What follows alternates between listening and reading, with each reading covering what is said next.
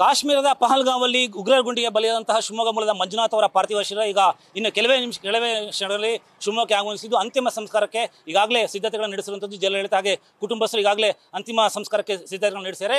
ಈ ಒಂದು ಹಿನ್ನೆಲೆಯಲ್ಲಿ ಶವ ಸಂಸ್ಕಾರದ ಅಂತಿಮ ಅಂದರೆ ಪಾರ್ಥಿವ ಶರೀರದ ಶವಯಾತ್ರೆ ಅಂತಿಮ ಸಂಸ್ಕಾರಕ್ಕೆ ಮುನ್ನ ಏನು ನಡೆಯುತ್ತೆ ಅದು ಶಿವಮೊಗ್ಗದ ಪ್ರಮುಖ ರಸ್ತೆಗಳಲ್ಲಿ ಈಗ ಹಾದು ಹೋಗುವಂಥದ್ದು. ಆ ಒಂದು ಸಿದ್ಧತೆಗೆ ಈಗಾಗಲೇ ಶಿವಮೊಗ್ಗದ ಜನತೆ ಕೈಗೊಂಡಿರೋದ್ರಿಂದ ನಗರದ ವಾಣಿಜ್ಯವಾಗಿರುವಂಥ ನಗರದ ಹೃದಯವಾಗಿರುವಂಥ ಗಾಂಧಿ ಬಜಾರ್ ಸೇರಿದಂತೆ ಶಿವಮೊಗ್ಗದ ಪ್ರಮುಖ ರಸ್ತೆಗಳಲ್ಲಿ ಇರುವಂತಹ ವರ್ತಕರು ಸ್ವಯಂ ಪ್ರೇರಿತವಾಗಿ ಈ ಒಂದು ಘಟನೆಗೆ ಸಂಬಂಧಪಟ್ಟಂತೆ ತಮ್ಮ ದುಃಖನ ವ್ಯಕ್ತಪಡಿಸೋದಕ್ಕೆ ಮತ್ತೆ ಈ ಒಂದು ಉಗ್ರರ ಕೃತ್ಯವನ್ನು ಖಂಡಿಸಿ ತಮ್ಮ ಬೆಂಬಲವನ್ನು ವ್ಯಕ್ತಪಡಿಸೋದ್ರ ಮೂಲಕ ಅವರ ಒಂದೇ ವಿರುದ್ಧ ಕ್ರಮ ಆಗಬೇಕು ಅಂತ ಏನು ಒಂದು ಕೇಳಿ ಬರ್ತಾ ಇದೆ. ಆ ಒಂದು ಕೂಗಿಗೆ ಬೆಂಬಲ ವ್ಯಕ್ತಪಡಿಸಿಬಿಟ್ಟು ಇವತ್ತು ಶಿವಮೊಗ್ಗದ ಪ್ರಮುಖ ವಾಣಿಜ್ಯ ಪ್ರದೇಶವಾಗಿದ್ದ ಗಾಂಧಿ ಬಜಾರ್ ಪ್ರದೇಶದ ವರ್ತಕರು ಬಹುತೇಕ ಅಂಗಡಿ ಮುಗ್ಗಟ್ಟುಗಳನ್ನು ಬಂದ್ ಮಾಡಿ ಈ ಒಂದು ತಮ್ಮ ಶೋಕವನ್ನು ವ್ಯಕ್ತಪಡಿಸಿರುವಂಥದ್ದು, ಸಂತಾಪನ ಸೂಚಕವಾಗಿ ತಮ್ಮ ವ್ಯಾಪಾರ ವಹಿವಾಟುಗಳನ್ನು ಬಂದ್ ಮಾಡಿರುವಂಥದ್ದನ್ನ ನಾವಿಲ್ಲಿ ಕಾಣಬಹುದು. ನಾನೀಗ ಶಿವಮೊಗ್ಗದ ಗಾಂಧಿ ಬಜಾರ್ ಪ್ರದೇಶದಲ್ಲಿ ಈ ಒಂದು ಪ್ರದೇಶ ಪ್ರತಿನಿತ್ಯ ಸಾವಿರಾರು ಜನರು ಇಲ್ಲಿ ಬಂದ್ಬಿಟ್ಟು ವ್ಯಾಪಾರ ವಹಿವಾಟುಗಳನ್ನು ಮಾಡುವಂಥದ್ದು, ತಮ್ಮ ಉದ್ದೇಶಕ್ಕೆ ವ್ಯಾಪಾರಕ್ಕೆ ಮತ್ತು ಎಲ್ಲ ವಸ್ತುಗಳ ಖರೀದಿಗೆ ಇಲ್ಲಿ ಆಗಮಿಸ್ತಾರೆ. ಸಾಕಷ್ಟು ಸಂಖ್ಯೆಯಲ್ಲಿ ಇಲ್ಲಿ ವರ್ತಕರು ಮತ್ತು ಜನರು ಪ್ರತಿನಿತ್ಯ ಬೆಳಗಿನ ಜಾವನೇ ತಮ್ಮ ವ್ಯಾಪಾರಗಳನ್ನು ಆರಂಭಿಸುವ ಜೊತೆಗೆ ತಮ್ಮ ನಿತ್ಯದ ಅಗತ್ಯ ವಸ್ತುಗಳನ್ನು ಖರೀದಿ ಮಾಡ್ತಾರೆ. ಆದರೆ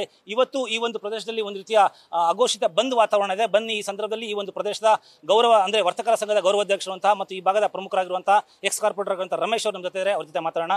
ಸರ್, ಈ ಒಂದು ಘಟನೆ ಈಗ ಸಂಬಂಧಪಟ್ಟಂತೆ ಈಗಾಗಲೇ ಇನ್ನೇನು ಶವ ಸಂಸ್ಕಾರದ ಅಂತಿಮ ಯಾತ್ರೆಗೆ ಸಿದ್ಧತೆ ನಡೆದಿದೆ. ಇದಕ್ಕೆ ಸಂಬಂಧಪಟ್ಟಂತೆ ಏನಾದ್ರು ನಿಮ್ಮ ನಿರ್ಧಾರ ಏನೋ ಇದೆಯಾ? ಅಂದರೆ ಬಂದ್ ಮಾಡೋದ್ರ ಮೂಲಕ ಅವರಿಗೆ ಒಂದು ಬೆಂಬಲ ವ್ಯಕ್ತಪಡಿಸೋದು ಮತ್ತು ಉಗ್ರಗಾಮಿಗಳ ವಿರುದ್ಧ ಕ್ರಮಕ್ಕೆ ಆಗಬೇಕು ಅಂತ ಏನು ಕೂಗು ಕೇಳಬಾರದು, ಅದಕ್ಕೆ ಸಂಬಂಧಪಟ್ಟಂತೆ ನಿಮ್ಮ ಆಗ್ರಹ ಏನಿದೆ?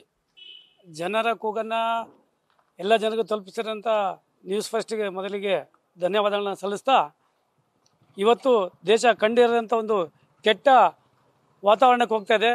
ಕಾಶ್ಮೀರದಲ್ಲಿ ನಡೆದಂಥ ಈ ಘಟನೆಯನ್ನು ಅತ್ಯಂತ ತೀವ್ರವಾಗಿ ನಾವು ಖಂಡಿಸ್ತೇವೆ. ನಮ್ಮ ಬಜಾರ್ ವರ್ತಕರ ಸಂಘ ಮತ್ತು ಶಿವಮೊಗ್ಗ ನಗರದ ಎಲ್ಲ ವರ್ತಕರ ಸಂಘರು ಕೂಡ ನೆನ್ನೆ ನಾವಾಗಿ ಸ್ವಯಂಪ್ರೇರಿತವಾಗಿ ಕೂತಿ ಚರ್ಚೆಯನ್ನು ಮಾಡಿ ನಮ್ಮ ಪಾರ್ಥಿವ ಶರೀರಕ್ಕೆ ಒಳ್ಳೆಯ ಗೌರವವನ್ನು ಕೊಡಬೇಕು, ಅದಕ್ಕೆ ಒಂದು ಸ್ವಾಗತವನ್ನು ಮಾಡಿ ಪಾರ್ಥಿವ ಶರೀರ ತನ್ನ ಅಂತಿಮ ಯಾತ್ರೆ ಮುಗಿಯುವವರೆಗೂ ನಮ್ಮ ಎಲ್ಲ ಅಂಗಡಿ ಮುಗ್ಗಟ್ಟುಗಳನ್ನು ಬಾಗಿಲು ಹಾಕಿ ಮುಚ್ಚಿ ಅವರಿಗೆ ಸಹಕಾರವನ್ನು ಕೊಡಬೇಕು ಅಂತ ತೀರ್ಮಾನವನ್ನು ಮಾಡಿ ಆ ದಿಕ್ಕಿನಲ್ಲಿ ಎಲ್ಲರೂ ಕೂಡ ಸ್ವಯಂಪ್ರೇರಿತವಾಗಿ ಬಂಧನ ಮಾಡ್ತಾ ಇದ್ದೇವೆ. ಈ ರಾಷ್ಟ್ರ ವಿರೋಧಿ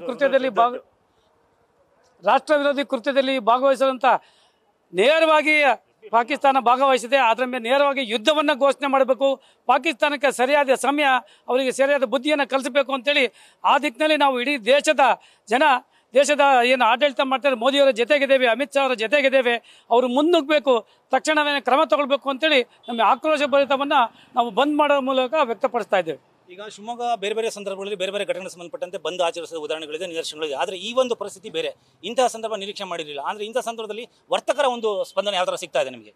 ನಿಜಕ್ಕೂ ನನ್ನೆ ನಮ್ಮ 7-8 ವರ್ತಕರ ಸಂಘಗಳಿದೆ, ಚಿನ್ನಬೆಳ್ಳಿ ವರ್ತಕರ ಸಂಘ, ಜವಳಿ ವರ್ತಕರ ಸಂಘ, ನಮ್ಮ ಬಜಾರ್ ವರ್ತಕರ ಸಂಘ, ಈಗ ಎಲ್ಲರೂ ಕೂಡ ನಿನ್ನೆ ಕೂತಾಗ ಎಲ್ಲರೂ ಆಕ್ರೋಶ ಅಂದರೆ ತಮ್ಮ ಮನೆಯ ಬಂಧುವನ್ನು ಕಳೆದುಕೊಂಡಂಥ ರೀತಿ. ಯಾಕೆಂದರೆ ನಾವೆಲ್ಲ ಕೇಳ್ತಾ ಇದ್ವಿ ಪಾಕಿಸ್ತಾನದಲ್ಲಿ ನಡೀತಾ ಇದೆ, ಅಲ್ಲಿ ನಡೀತಾ ಇದೆ ಅಂತ. ಇವತ್ತು ನಮ್ಮ ಶಿವಮೊಗ್ಗ ನಗರದ ಒಬ್ಬ ವ್ಯಕ್ತಿಯನ್ನು ನಾವು ಕಳ್ಕೊಂಡಿರೋದು, ನಮ್ಮ ಮನೆ ವ್ಯಕ್ತಿಯನ್ನು ಕಳ್ಕೊಂಡಾಗಿದೆ. ಆಗ ಈ ಭಯೋತ್ಪಾದನೆಯನ್ನು ತಕ್ಷಣವೇ ಮಟ್ಟ ಹಾಕ್ಬೇಕು. ಇದು ಎಲ್ಲಿದೆ ಅಂತ ಗೊತ್ತಾಗ್ತಿಲ್ಲ. ಆ ಶಿವಮೊಗ್ಗ ಗಲ್ಲಿಗಲ್ಲಿ ಇರ್ಬೋದು, ಅದನ್ನು ತೀವ್ರವಾಗಿ ನಾವು ಖಂಡನೆ ಮಾಡಿ ದೇಶದ ಜೊತೆಗೆ ಮತ್ತು ಆ ಕುಟುಂಬದ ಜೊತೆ ನಿಲ್ಲಬೇಕು ತೀರ್ಮಾನವನ್ನು ಮಾಡಿ ಉತ್ತಮವಾದ ಸಹಕಾರವನ್ನು ನಮ್ಮ ಎಲ್ಲ ಜವಳಿ ವರ್ತಕರು ಇರ್ಬೋದು, ದಿನಸಿ ವರ್ತಕರು ಇರ್ಬೋದು ಮತ್ತು ಚಿನ್ನಬೆಳ್ಳಿ ವರ್ತಕರು ಎಲ್ಲರೂ ಕೂಡ ಕೊಡ್ತಾ ಇದ್ದಾರೆ. ಈಗ ಪಾರ್ಥಿವ ಶರೀರದ ಒಂದು ಏನು ಅಂತ್ಯ ಸಂಸ್ಕಾರಕ್ಕೆ ಮುನ್ನ ಒಂದು ಮೆರವಣಿಗೆ ಸಾಗುತ್ತೆ, ಆ ಒಂದು ಮೆರವಣಿಗೆಯಲ್ಲಿ ಪಾಲ್ಗೊಳ್ತಾ ಇದ್ದೀರಾ, ಏನು ಅದಕ್ಕೆ ನಿಮ್ಮ ಒಂದು ರೀತಿಯ ಸ್ಪಂದನೆ ಯಾವ ಥರ ಇದೆ? ಸರ್, ಖಂಡಿತ ಇಂಥ ಒಂದು ಮೆರವಣಿಗೆಯಲ್ಲಿ ಪಾಲ್ಗೊಂಡ ಸ್ಥಿತಿ ಯಾರಿಗೂ ಬರಬಹುದು, ದೌರ್ಭಾಗ್ಯ. ಆದರೆ ಬಂದಾಗಿದೆ. ಬಂದಂಥ ಆ ಪಾರ್ಥಿವ ಶರೀರ ಕೇವಲ ಒಬ್ಬ ವ್ಯಕ್ತಿಯಲ್ಲ, ಅದು ಶಿವಮೊಗ್ಗದ ಪ್ರತಿನಿಧಿಯಾಗಿ ಅವನು ತಮ್ಮ ಜೀವವನ್ನು ಬಲಿ ಕೊಟ್ಟಿರೋದ್ರಿಂದ ಅದಕ್ಕೆ ನಮ್ಮ ಭಾರತ ದೇಶ ಪ್ರಜೆಗಳಾದ ನಾವು, ನಾಗರಿಕರಾದ ನಾವು ನಮ್ಮ ವ್ಯವಹಾರವನ್ನು ಬಂದ್ ಮಾಡಿ ಸಂಪೂರ್ಣ ಬೆಂಬಲವನ್ನು ನೀವು ನೀಡಬೇಕು ಮತ್ತು ಆ ಕುಟುಂಬದ ಜೊತೆಗೆ ನಾವು ನಿಲ್ತೀವಿ ಅನ್ನೋದು ತೋರಿಸೋದಕ್ಕೋಸ್ಕರ ನಾವು ಎಲ್ಲರೂ ಕೂಡ ಹರತಾಳವನ್ನು ಮಾಡಿ ಈ ಉತ್ತಮವಾದ ಸ್ವಾಗತ ಅಂತ ಹೇಳಬಾರ್ದು ಇದಕ್ಕೆ. ಆದರೆ ಆ ಒಂದು ಅಂತಿಮ ಕ್ರಿಯೆಯಲ್ಲಿ ನಾವೆಲ್ಲರೂ ಕೂಡ ಕಡ್ಡಾಯವಾಗಲ್ಲ, ಎಲ್ಲರೂ ಕೂಡ ಸ್ವಯಂ ಪ್ರೇರಿತವಾಗಿ ಪಾಲ್ಗೊಳ್ತಾ ಇದ್ದೀವಿ. ಈ ಒಂದು ಬಂದ್ ಆಚರಣೆ ಒಂದು ಭಾಗಶವಾಗಿರುತ್ತೋ ಅಥವಾ ಒಂದು ಇಡೀ ಪೂರ್ತಿ ಗೌರವ ಸೂಚಕವಾಗಿ ಮಾಡ್ತೀರಾ ಅಥವಾ ಒಂದು ಪಾರ್ಷಲ್ ಮಾಡ್ತೀರಾ ಅಂತ? ನಿನ್ನೆ ನಮಗೆ ಬಂದಂಥ ಸುದ್ದಿ ಪ್ರಕಾರ 8 ಗಂಟೆಗೆ ಪಾರ್ಥಿವ ಶರೀರ ಬರುತ್ತೆ, 9 ಗಂಟೆಗೆ ಅವ್ರ ಮನೆ ಹತ್ರ ವಿಧಿವಿಧಾನಗಳು ಪ್ರಾರಂಭ ಆಗುತ್ತೆ, 2 ಗಂಟೆಗಳು ಮುಗಿಯುತ್ತೆ ಅಂತ ಇತ್ತು. ಅದು ಹೋಗೋ ತನಕ ಅಂತ ನಾವು ತೀರ್ಮಾನ ಮಾಡಿದ್ವಿ, ಮಧ್ಯಾಹ್ನದವರೆಗೂ ಅಂತ ಮಾಡಿದ್ವಿ.